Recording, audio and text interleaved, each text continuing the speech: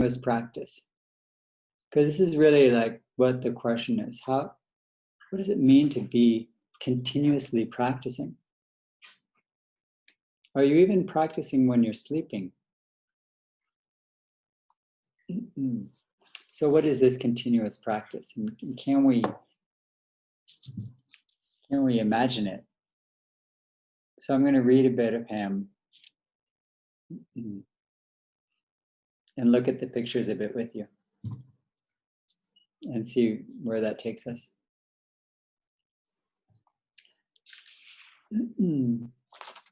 So here's a little bit of Dogen. On the great road of the Buddha ancestors, there is always unsurpassable practice, continuous and sustained. It forms the circle of the way and is never cut off. Going from aspiration to practice to enlightenment and nirvana, there's not a moment's gap. That's quite a statement, by the way. Continuous practice is the circle of the way. This being so, continuous practice is not forced by you or by others, but it confirms you and others. It means your practice affects the entire earth, the entire sky, in all directions. Although not noticed by you or by others, it is so. That's the first paragraph of his continuous practice, which always makes me, wonder, and it makes me question, and it makes me feel at the same time more open, because it's sort of reassuring. Often we feel like I have to know that I'm practicing. And there's something reassuring here in saying that, sometimes it's not even noticed by you or by others. And that's also a big thing, is we often want our practice to be confirmed by others. Like others should notice after a while that I'm kind of an improved version of myself. Or I should feel like an improved version of myself. I mean, I should feel better after all this time and effort. And Dogen kind of gives us the long view. And we tend to have the short view, which is after a few weeks, months, or years, we should notice a big difference. And Dogen is saying this continuous practice is a circle of the way. It's going round and round and round. And it's not necessarily noticeable by you or others. So how do we know we're on the way, though? Like, that's the question we should ask. I mean, if I don't know it, then if I don't notice the difference in the changes, then how do I know I'm even practicing correctly? So let me continue a little bit.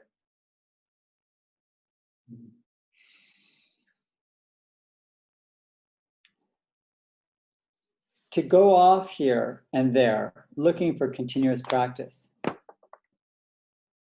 You're looking for practice, you're looking to practice, and I want to know that I'm practicing. It seems similar to aspiration. And I'm aspiring to practice, and that sounds like a noble thing. Right? But remember, he says it seems similar to that, which means it's not aspiration. If I'm looking for practice, that means I'm looking for the wrong thing. So this is getting more and more curious. He says, it's like leaving behind the treasure of your home, of your true parent, and wandering poor and confused in another land. Wandering through wind and water at the risk of your life, you shouldn't throw away the treasure of your own parents. While you were searching in this way, the Dharma would be missed. Continuous practice day after day is the most appropriate way of expressing gratitude. This means you practice continuously without wasting a single day of your life, without using it for your own sake. Why is this so? Your life is a fortunate outcome of the continuous practice of the past. You should express your gratitude immediately. So true. The fact that we're sitting here and we're considering this is the result of eons and lifetimes, or even just years and months and days of the practice of good karma that has led to this moment. And if we can appreciate our lives in this moment, that's awakening and realizing the continuous practice that led up to this point in time right now for us to be here considering this. Even to consider your life as practice is the result of eons of karma that led to that, of continuous practice. Continuous practice does not necessarily mean I am thinking all the time about Buddha, Dhamma, Sangha. But first, we should recognize and accept with gratitude that this point right now that I'm in is the result of continuous practice that led to this point and to my being here and considering this. The fortunate outcome of all my past karma has led to this moment. If we fully appreciate that, and Dogen says, you should, the most appropriate way of expressing your practice is through gratitude. That's really a remarkable thing. We're looking for some deep insight, but instead we should be having gratitude for what came before us that led to this moment.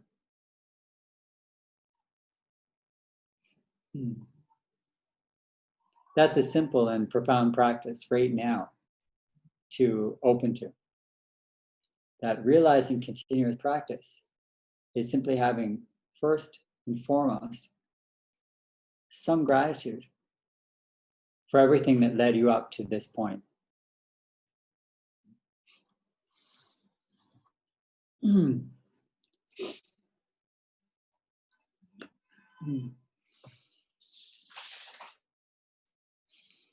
So there's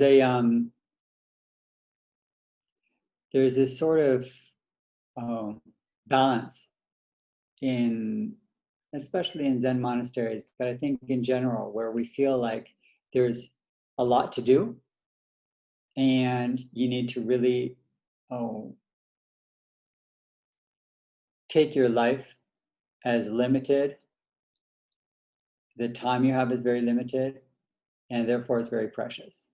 To consider impermanence and death is to feel a sense of urgency. So there's that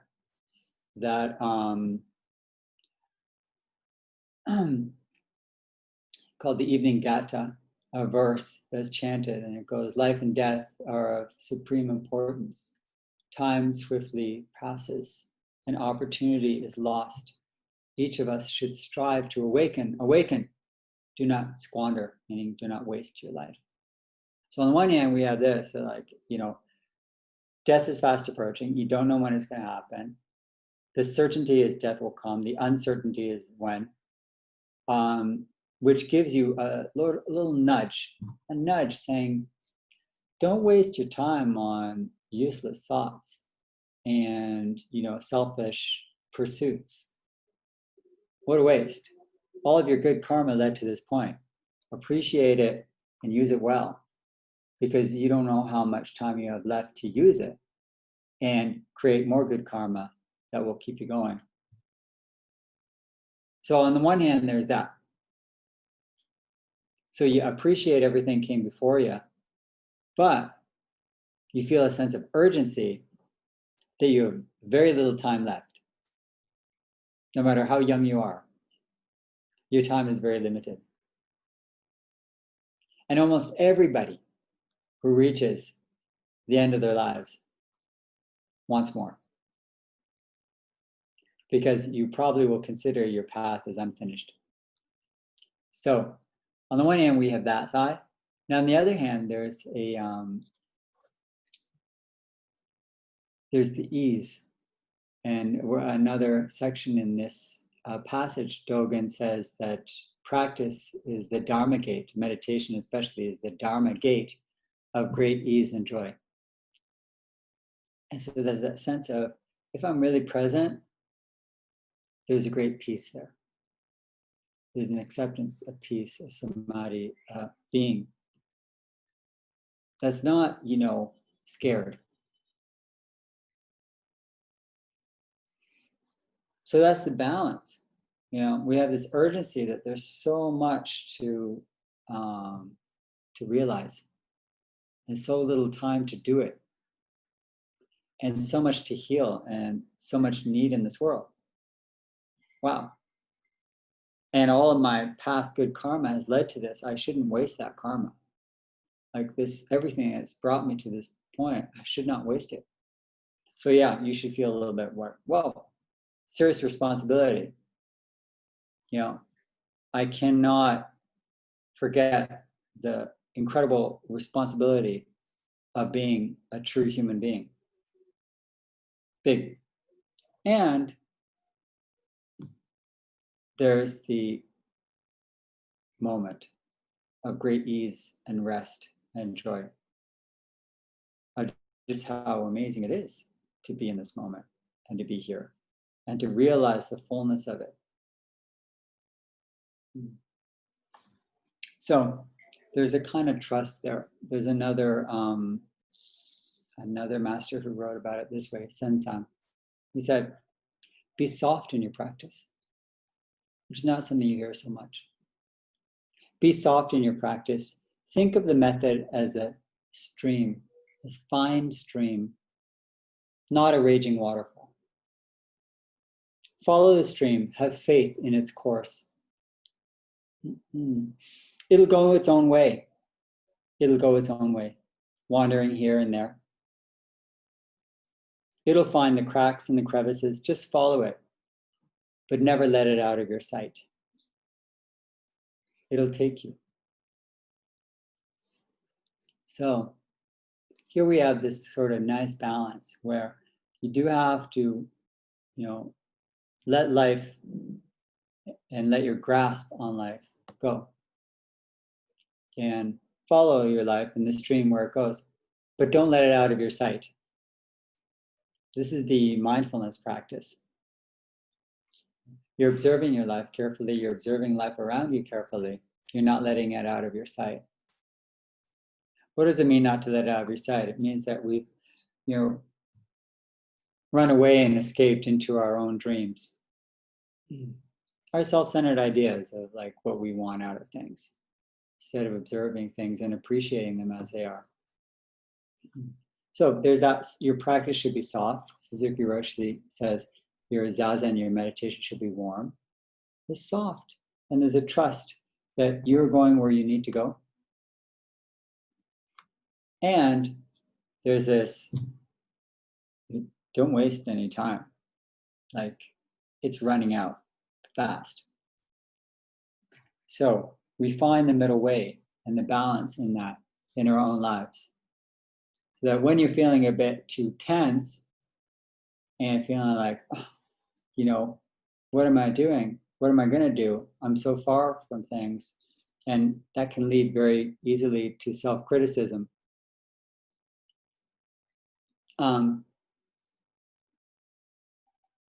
Then we need to follow the river.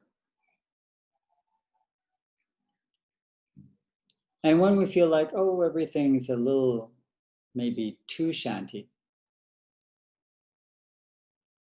then you need to remember death is around the corner. And your time's running out.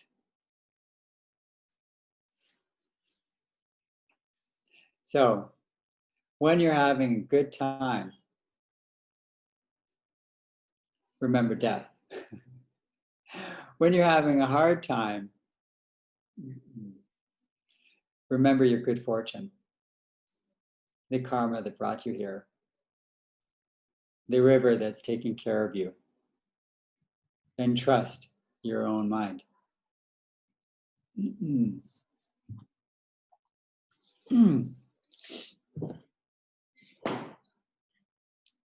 So one koan I want to share before I get to the pictures here. A koan is an exchange between a teacher and a student that's meant to then serve as a teaching tool that has to kind of spark a kind of insight in the student. And it's called Nanu Polishes a Brick. So this is way back in a monastery in the year 700. So these are old stories. And they've been around for 1,300 years, taught and thought about and practiced. And this one goes like this. Nanyo, who is the master, and he was the heir, the successor of Huineng, who is the sixth Zen patriarch. And Huineng is like this big teacher. So Nanyu, he sees his student Baso, who is also this amazing student, sitting meditation, like every good Dharma student. And Nanyu says to Baso, "Great monastic, what are you doing?" I mean, if a teacher asks you while you're meditating, what are you doing? You know that something's going to happen. You shouldn't rush to an answer. So Baso falls for it and he says, I'm doing meditation. And Nanyu says, why are you doing meditation? And Baso says, because I'm intending to become a Buddha. So Nanyu picks up a brick and starts polishing it. And Baso says, what are you doing? And Nanyu says, I'm trying to make a mirror.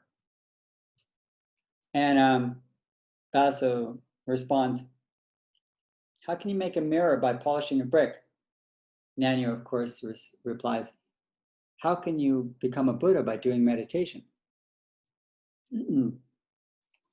And Baso says, what do you mean by that? Like, I mean, this is what you've been teaching us and what everyone's been teaching us. Do your practice and you'll become realized. You mean do your practice. So Nanyu says, do you want to practice sitting meditation or sitting Buddha? Again, he says to him, do you want to practice sitting meditation or sitting Buddha?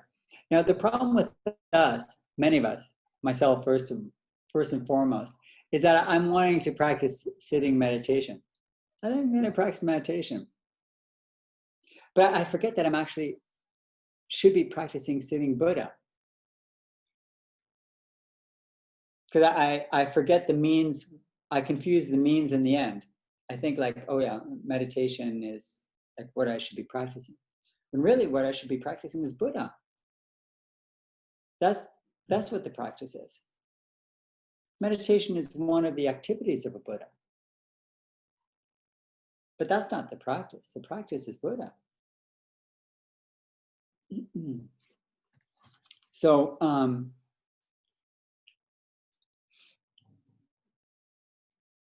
so Nanyu says, if you understand sitting meditation, you'll know that meditation is not about sitting or lying down.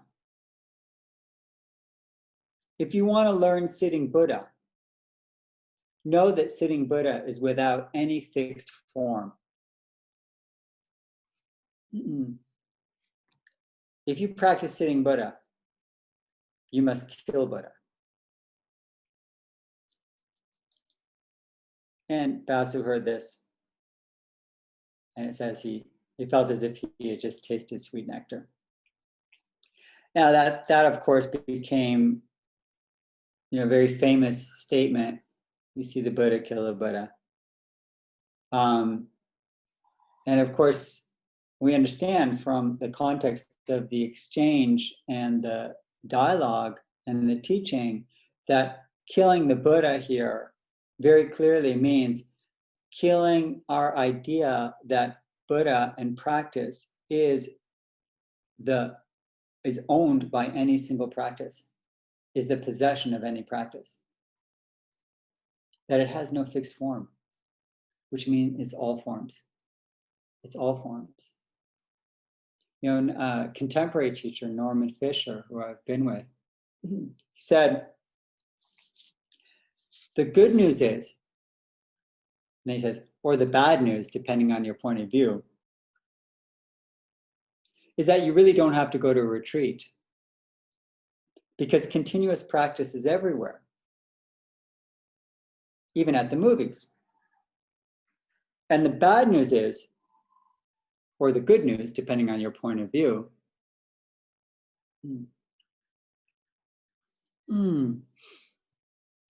is that even if you go to a retreat, that's not enough.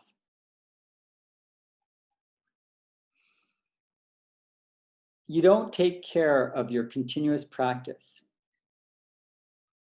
by coming to a retreat, making a really big effort, and then going home and living your life as if nothing happened. There's no break.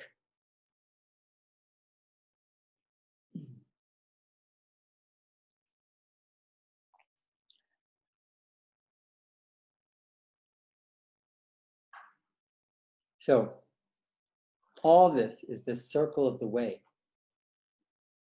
When you chop vegetables, when you draw water, there's this old, layman Pang, this old layman in the teachings. He says, here's my miraculous way is, drawing water from the well and carrying firewood. That's my great way, my miraculous way. Now that sounds all great and everything, be mindful with what you're doing and see it as your practice, but mindfulness is not enough because we have to really remember and take to heart what Nanyu said.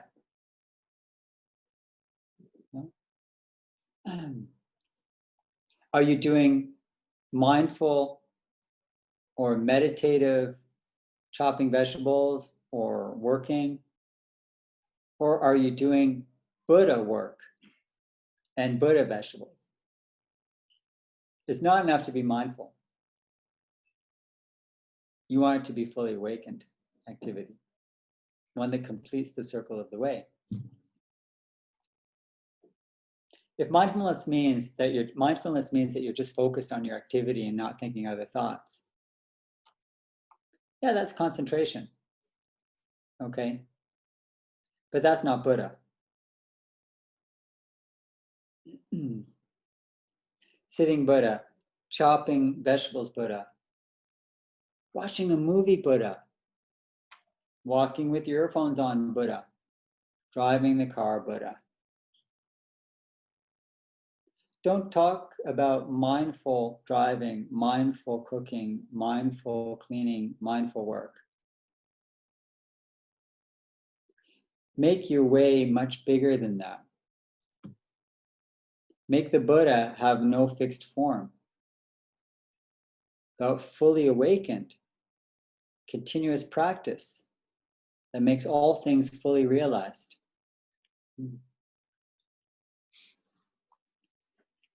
It's bigger than mindfulness. It's full Buddha. It means that there is a great heart and a great love. There's a great bodhisattva involved in all these activities. There's a sense of non-duality, of connection to all others.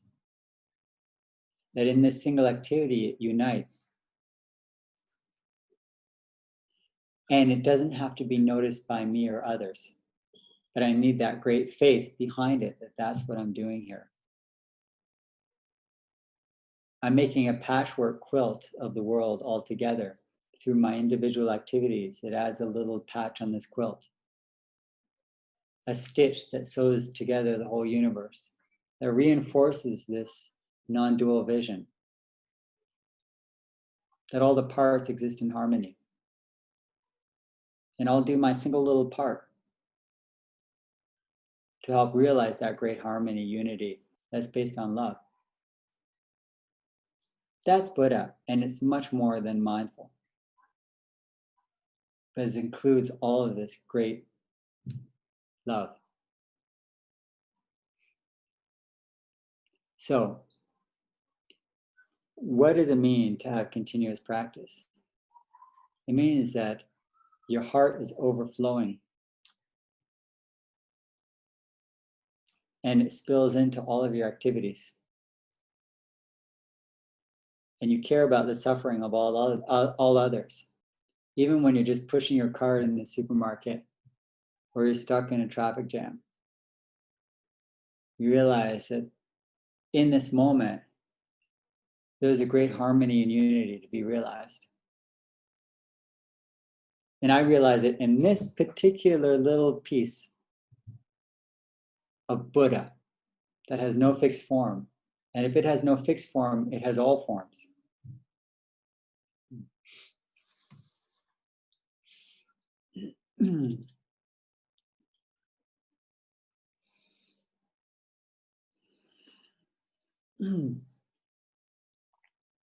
So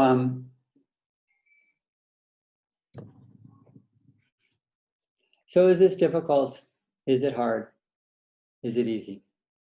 Is it don't forget you're about to die, or follow the stream of your life and it'll take you where you need to go?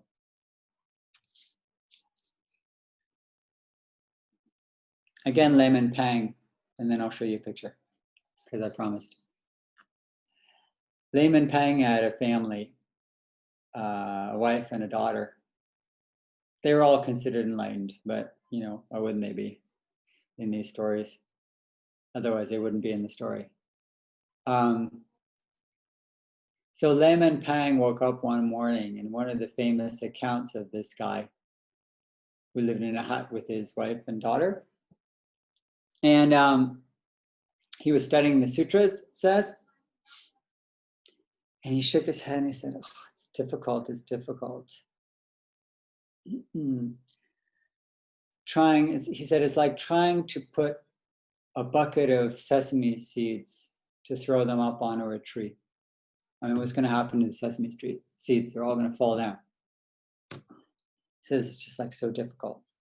And I'm sure all of us have that thought, not infrequently. Just think, how do I get through this? How can I remain sane and not be sucked into all the negativity of my own conditioning and of all the collective, environment? Difficult. Which is a true statement. His wife, however, gets up in the morning too. And she says, easy, easy. Mrs. Pang says, it's like touching your feet to the ground when you get out of bed. Well, it depends your state of mind when you get out of bed, but basically it doesn't take a lot of effort. You sit up, put your feet down, there you go. You have arrived. That's Mrs. Pang's take on it, easy, easy. So we have Mr. Pang, Mrs. Pang, and then we have daughter Pang. And she says, it's neither difficult nor easy. Her name was Ling Zhao. On the 100 grass tips, on the tips of 100 grasses, are the great master's meanings. That's the great way, is that the Buddha has no fixed form. On every tip of grass, there's the deep master's meanings. On every car you pass, on every step and crack on the sidewalk you walk on every breath you take, are the great master's meanings. That's neither difficult nor easy. It is what it is. Sometimes difficult, sometimes easy. Sometimes you shake your head and say, I'm wasting my life. And sometimes you say with great gratitude, this is the best I've ever had. Neither difficult nor easy. Both and neither. This is the circle of the way. Which brings me to, and again, if anyone wants to say anything, please interrupt. Someone sent a question to a chat, but can you post the name of the text you just read? I'm not sure which one I just read, but I'll at the end I'll write down a couple of things where they come from. So this is the first picture. This is okay, and it's called. First picture is called The Search for the Bull. Simple thing. It's a little boy. He's an ox herder. He's a herder. He's like a shepherd for oxes.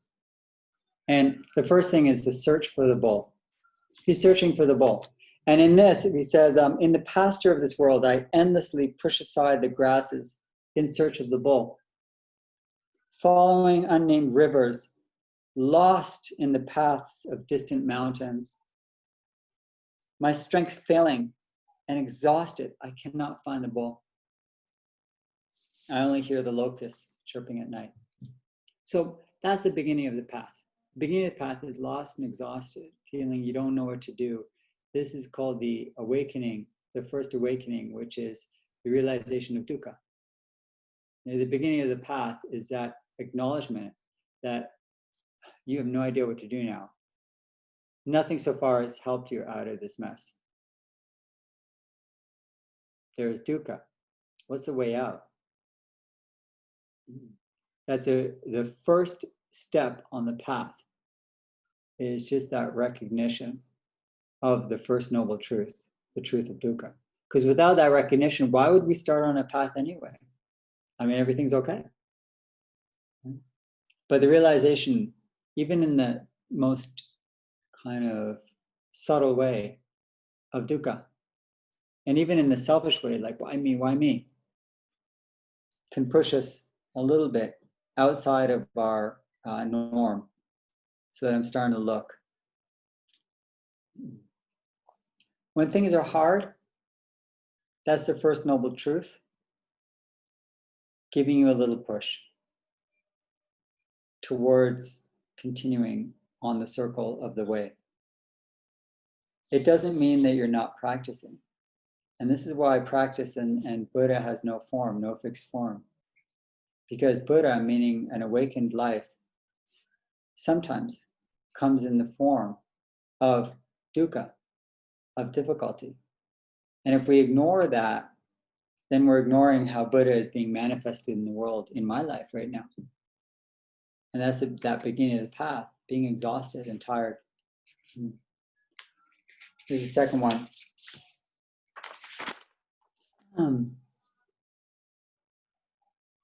It's called Discovering the Footprints. He discovered the footprints. Discovering the footprints. Meaning, first there's dukkha, and then I start to see, well, wait a second, there are teachings to help me with this. Right? That's also, an incredible move. To be exhausted and fed up by dukkha is the first step. To want to find some help. Then, to find the first steps. So we say here, along the riverbank under the trees, I discover footprints.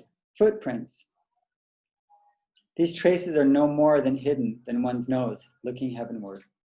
These traces are no more hidden than one's nose. Then you realize that the path has to do with you and how you live your life.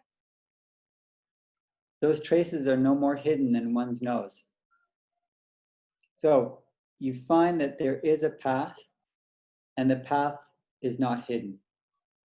That's an amazing thing. Okay, that's also amazing. To recognize dukkha is amazing. That is, to experience dukkha is a manifestation of Buddha. To find that there is a path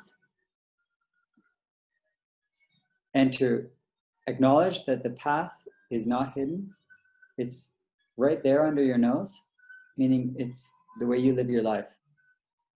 Those first two pictures of this, these 10 images, really express so much of pretty much where we're at right now. And that all of these are the circle of the way, equidistant from that, great source. And third one is,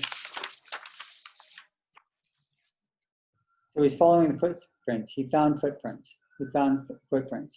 Okay. And I'm actually gonna finish with number 3 because I don't want to get ahead of myself. Number 3 is perceiving the bull. There's the bull. Perceiving the bull. That means you've started to follow the path. You've become involved in practice. And you've caught a glimpse of the nature of your mind. In all these, the ox herding pictures is that there's the boy, who's us, and there's the bull, which is original mind and Buddha mind. And he's trying to perceive it, and he's trying to pursue it and follow it and catch it. So he's lost. I mean, I don't know my mind at all. What do I mean, mind, Buddha mind? I just know suffering. That's number 1. The suffering of having just like the self, this is it? This is life? There's a path. That's the second one. And that's amazing. Then you practice a bit. You practice maybe a lot. And what helps you continue in the practice is that now and again, you catch a glimpse of what your mind is really like. And it's not this technique of mindfulness. It's not just being concentrated. It's not having great love. It's completely indescribable.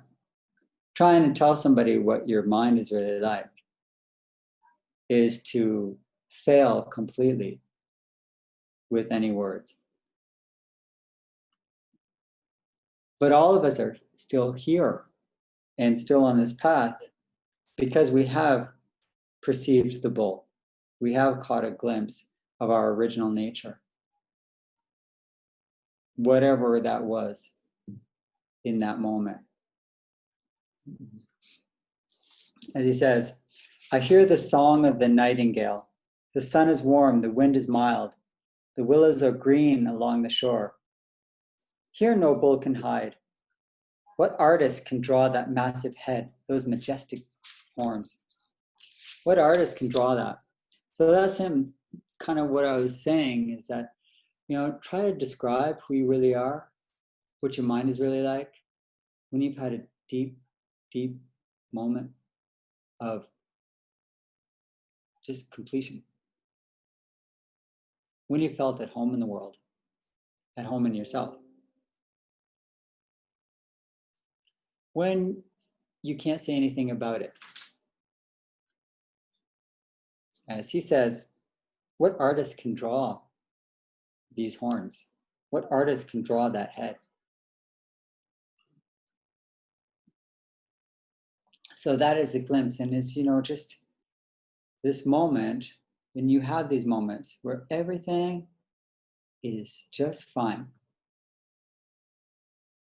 You don't need anything else other than this. This moment includes everything. Of course, the next moment is gone.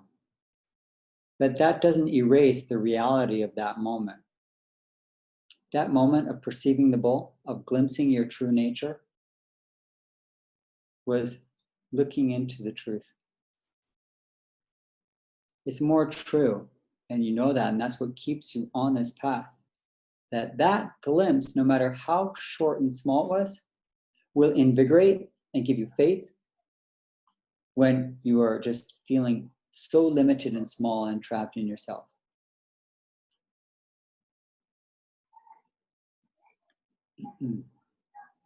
Because when you perceive the bull, for the rest of your life, you know it's there. You know that's the real nature of my mind. Not all these limited thoughts and self plans and, my judgments and my criticisms and my opinions. Okay, that's just like baggage. If it helps me, great. But that's not the source of this unlimited joy.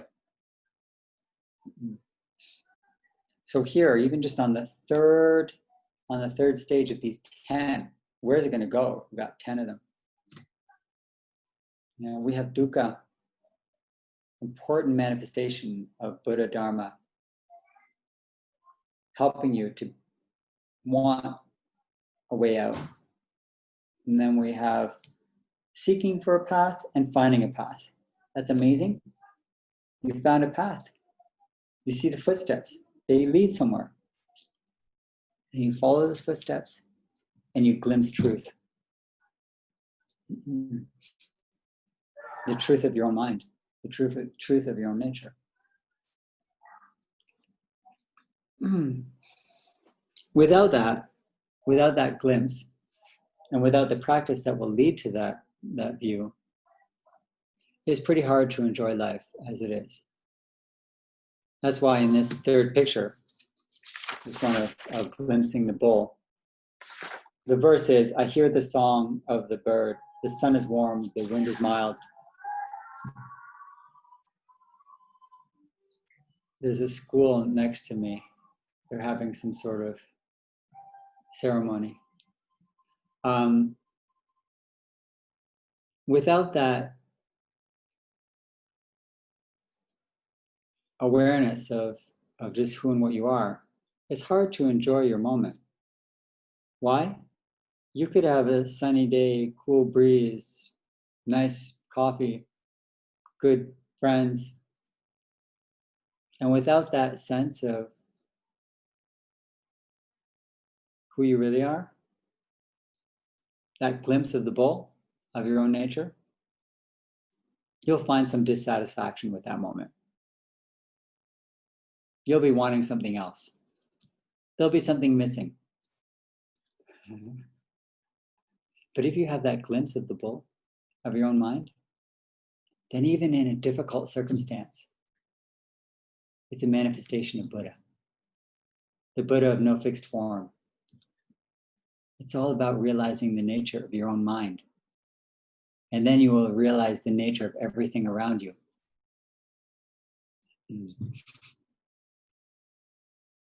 Continuous practice is dealing with your mind. And then the world opens up.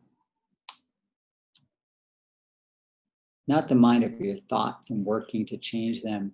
Yeah, there's a place for that.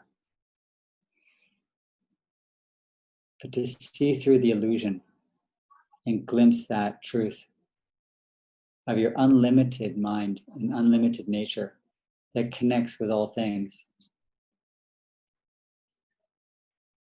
And that connection, if we need to call it something, we call it love. But that word misses it completely. So it's best really not to say anything.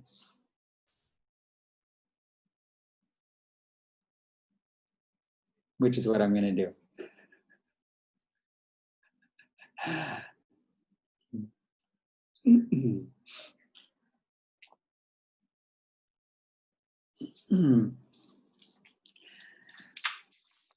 There are 10 pictures, and I will give a spoiler alert. I have to spoil it. I'm going to show you the 10th picture because I'm going to spoil the movie. 10th picture. I mean, because I don't know if we're ever going to get to it, because like it's a whole month of talks just going through these 10. We went through 3, great. But the 10th one is this one, and it's called, I don't know if you see it.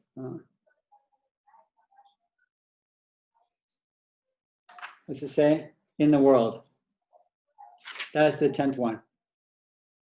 The circle of the way leads back to where you are. In another version, it's called in the marketplace. You go through everything. You do the circle of the way. And you end up back where you started.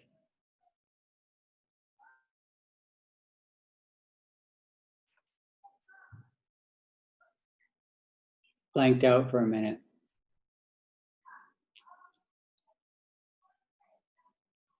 So I came back to the world.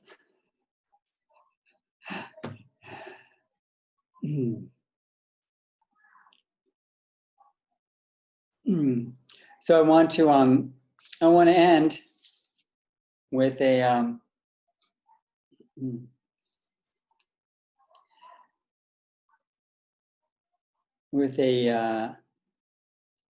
haiku by Busan, the haiku master, and he said,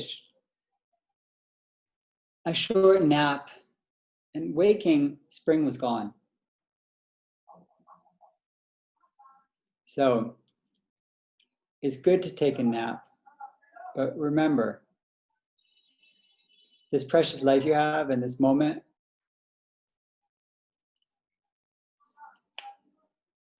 is gone. Is gone. So we should value it and appreciate it deeply and take this opportunity, which is such a gift that we have, in order to awaken and help all others. And it's a joy and a privilege to be on this journey.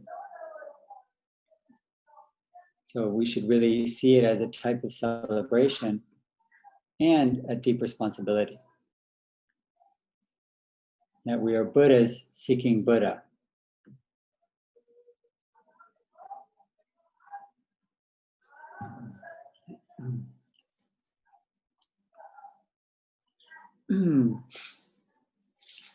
So, but would someone like to say something? I thought we would sit for a minute or two, but at first I want to invite you to share any of your thoughts or comments, if you have, about how you practice and maintain your way.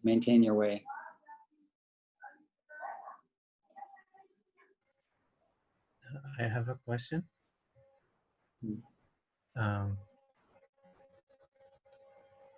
Considering that the 10th picture is back in the starting point, but clearly not back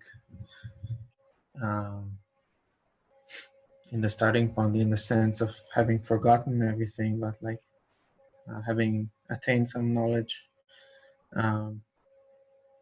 Is it though possible to kind of revert back to the previous stages if you neglect your practice?